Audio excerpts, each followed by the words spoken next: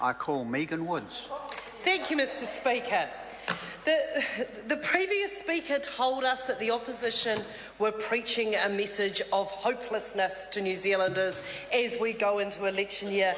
I think the previous speaker and other members of the opposition should actually stop and listen to the narrative of hope that we are giving to New Zealanders.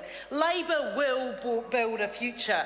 It will build an economy for all New Zealanders. And unlike the present New Zealand we are living in, it will be a fair and just society where everybody can live with some dignity.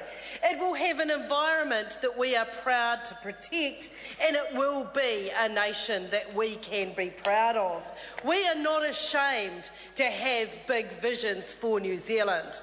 And when we come to be government at the end of this year, this will be the New Zealand that we strive to create. Labour will restore a country based on values that work. It will be a full day's work will cover the basics. A family that works hard, works for 40 hours a week and still struggles to put food on their tables and live in poverty is not good enough. There will be more jobs available and wages will catch up with prices. New Zealanders will pay what is fair, whether it's for their power bill, their tax bill or their grocery bill. And this is the kind of New Zealand that we believe in. We believe that every child in this country will have what they need to start a healthy life, to start learning early and to fulfil every bit of their potential. Because, Mr Speaker, that is not what is happening now. Instead, what we have is a government that is arrogant, it's out of touch and out for their mates. And no speech in this House during this debate than the one we just heard exemplifies that more, Mr Speaker. But then we do have a lot of competition for this arrogance and out-of-touch nature. Only hours ago, one of the national ministers delivered a speech to the UN where she told assembled international delegates that 8,000 red zone homeowners in Christchurch were out of their land because their land presented unacceptable levels of life and risk. Well, this is news to many people. This is news to anybody who lives in Christchurch. Actually, Mr Speaker, that this is the case. She told the assembled delegates that the land liquefied and now it was still swamp and water. Well, maybe the minister should get out of her ivory tower and take a drive through Christchurch. Take a drive through the residential red zone. And that's right, Mr Speaker, she can drive. She doesn't need to take a boat because the land isn't still liquefied in water and swamp. But, Mr Speaker, I suspect that the minister who made these comments is adding to the woes that the National Party caucus seem to have, and that is around occupational health and safety. We've seen the Minister of Earthquake Recovery, Jerry Brownlee, in this House sporting a bandaged middle finger. We have to believe that actually there's some kind of repetitive strain disorder from continually giving Cantabrians the middle finger that is creeping in to the National Caucus. This is a government that is arrogant and out of touch. We were told by the previous speaker that it was hogwash, the growing inequality in this country. Well, I'll go back and tell the constituents in Wigram that it is hogwash that they can't make ends meet. I'm sure they'll be convinced about that. We were told that there was no evidence that the poor, as he called them, and the middle class were struggling. Well, the minister should tell that to the 265,000 children in this country who are living in poverty. That's 25% of our children, Mr Speaker. He should tell that to the more than 40,000 children since 2008 who have been hospitalised for poverty-related diseases. What more evidence does that minister mean that inequality and poverty are real in this country? That minister exemplified exactly what this government has come to represent, a government that is out of touch and doesn't understand what it is like for ordinary New Zealanders. They don't understand the struggles that are happening in homes all over this country every day. It is not hogwash, Mr Speaker. It is the lived reality for too many New Zealanders, families and their children. And that is why Labour is proud of the measures it is taking to give every child in New Zealand the best start in life. We will offer financial support. We will offer that to 95% of New Zealand families.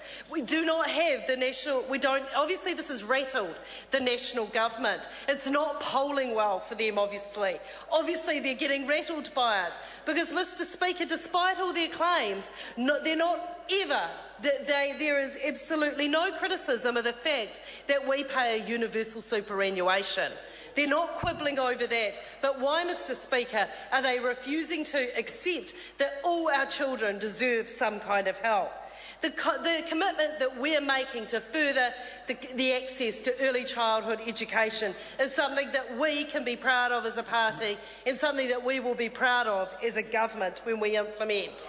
We do believe in paid parental leave. We believe this is important, and we believe it is important to back our parents and our children at this important time in their lives when their child is born. But, Mr. Speaker, our belief in our children and our commitment to our children does not just begin when they are born. As my colleagues have talked about, we believe that this support for families needs to start even before birth.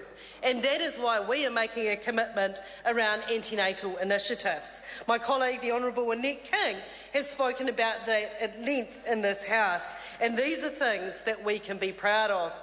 Now, we had the previous speaker who got up and, like his colleagues, the Prime Minister and the Minister of Innovation, Stephen Joyce, spoke a lot of rhetoric about the commitment to research and development and innovation that this government is putting in. He told us that R&D tax credits had to go because they were being rorted by people. Well, people should stop and consider these R&D credits didn't even get through a full filing period before they were scrapped. Labor believes in our commitment to New Zealand businesses is that we will actually let them make some decisions around what is needed in their businesses to be truly innovative. That we will back them and trust them because we know the success of our country lies in their ability to innovate, and we will facilitate that. Right. And unfortunately, this government's high rhetoric on innovation has not been matched by activity. Let's have a look at some of the initiatives that they like to speak the big game about. There's the much vaunted Callaghan Innovation, an idea, actually, the Advanced Technology Institute, that Labor did back in its conceptual form, because this did offer an opportunity to really get behind our high-value manufacturing sector, for us to really do something about moving to a 21st century economy, to a productive economy where a manufacturing base could exist. But, Mr. Speaker, we have not seen the kind of action out of Callaghan Innovation that either we need as a nation or that the name is worthy of. Sir Paul Callaghan, Mr. Speaker, was a New Zealander that believed that we need to concentrate very carefully on several things to make our country and to make our economy better. And unfortunately, we are not seeing these come out of Callaghan Innovation. What we have seen is delays. We had a business plan for Callaghan Innovation that gathered dust for goodness knows how long on the Minister's desk before it was quietly released into the ether just before Christmas. This was overdue. But what's worse, Mr. Speaker, is that we were having Callaghan Innovation come into being and IRL being scrapped even before there was a plan in place. This is an instance of the cart before the horse. We have Callaghan Innovation, without a business plan, hocking off New Zealand IP to international buyers and not keeping jobs in New Zealand. Because, Mr. Speaker, the kind of New Zealand we believe in is one that looks after its children.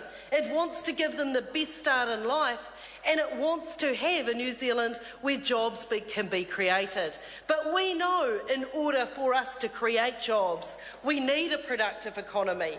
We need one where businesses can be innovative, where we do have the infrastructure in place in order to achieve that, and we are not seeing that. Mr. Speaker, we want to give our children the best start, and to do that, we need to address fundamentals in our economy. I call Te Aroa Flavel. Tēnā koe, Mr. Speaker, ngā mihi nui kia